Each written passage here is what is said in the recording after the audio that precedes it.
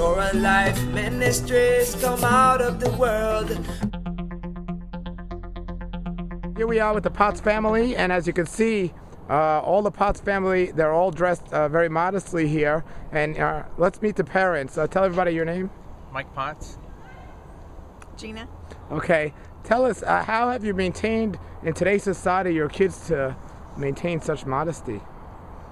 Oh, when they were very little, when the girls were very young, we put longer dresses on them instead of the store-bought dresses. They would wear either a larger size or a longer dress. Wow. And has society looked at you any different as you are out in society, because your kids dressed different from most of the kids in the world today? They do. They tend to look at them with a little bit more respect, but sometimes their peers look at them as different, being different, and not fitting in with what the society has. Does anyone here have friends that say something because of the way they dress? One of the girls asked my Lydia, she was like, why don't you wear pants anymore? And she's like, because I like to wear skirts now. So. And what was their reply? She was like, oh, well, I think I should see you in pants some more. And what was your reply? Lydia was talking. Lydia was just like, I like to wear skirts. All right, everybody. So tell us, what does it mean to be a modest family in today's world of such immodesty? It means to be set apart, to be different, to go against what the world has and their expectations and ideas. It means, as far as shopping, it means you have to look harder and longer, or else you have to alter things yourself. And do you have any messages for children out there, or even grown-ups that struggle with the modesty issue in today's society? I think the modesty, if your children are modest, the attitude and the character goes along with it. So if you're raising them from little up to be modest and know that they're set apart and different, that their character goes along with it a lot easier than if you try to make them fit in with their clothing, then they try to fit in with their character too. When you had your first child, did you know this is the way you wanted to raise them, or is it something that you learned later on? It's something I didn't realize at the time. When our oldest was very little, I didn't put short dresses on her until I realized what she looked like with her legs hanging out, and that's when we went to long dresses right away, because it wasn't something that we wanted to instill in them, and it didn't look attractive to us to have her little legs hanging out.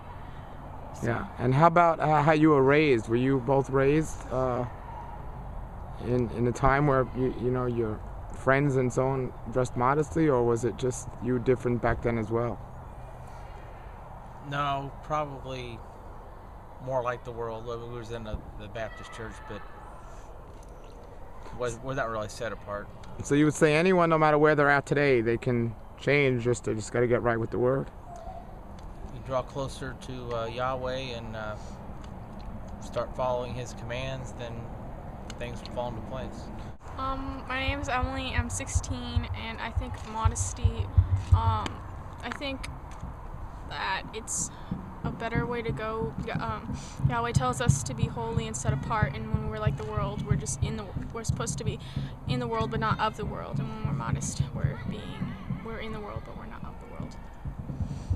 I'm Naomi. I'm 20, and I've noticed that people who are dressed modestly get more respect even out in the world. You get more doors open for you, and they talk to you politely. I'm Bethany Potts. I'm 18, and I do notice that you get more respect when you're dressed more modestly, but also you get a lot of snooty looks maybe from other kids your age.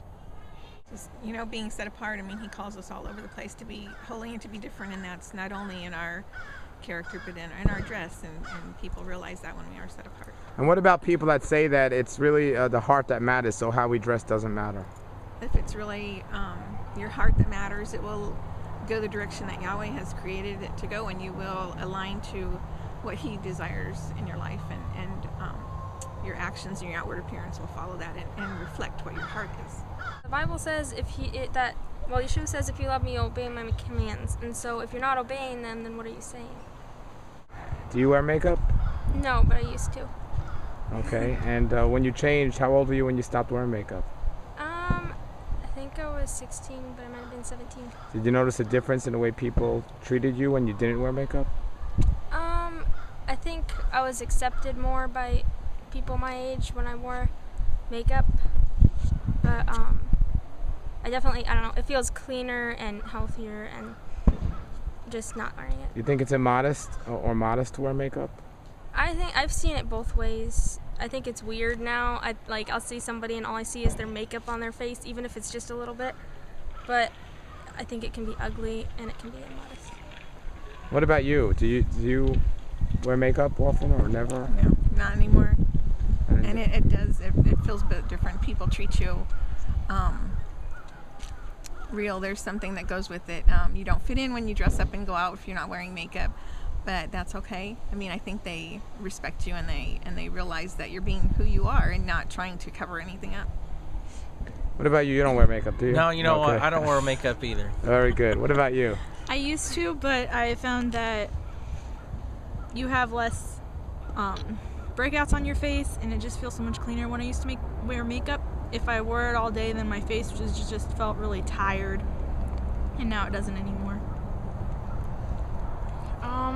I tried to wear makeup, but I thought it was just too much of a hassle to take it off every night and put it on, so I decided I didn't want to wear makeup. Do you see any modesty issue with people that wear makeup? I think that people who wear it, it seems like they're trying to draw attention to certain parts of them, and I don't think that's very modest if you're trying to draw attention to yourself. In one word that sums up the joy you feel knowing that you understand the modesty and the difference in today's world and knowing that you're set apart. How about yourself? I'd say joy. I feel blessed and joyful. Does it have to be one word?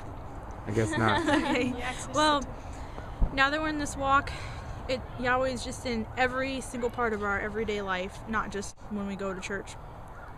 We talk about him he's involved in every little part of our lives. It's not a matter of covering or not covering. It's a whole attitude in your countenance. So whether you cover or not, you want to be set apart and special. And I do notice a difference having my hair up and not coloring it anymore. It's different. It's not according to the world standards, but it's what Yahweh desires us to be, what he created us to be. Well, thank you all for joining us. That's the Potts family, and they're all modest. All right. Thank you. Torah life ministries come out of the world. Messiah people seek the truth.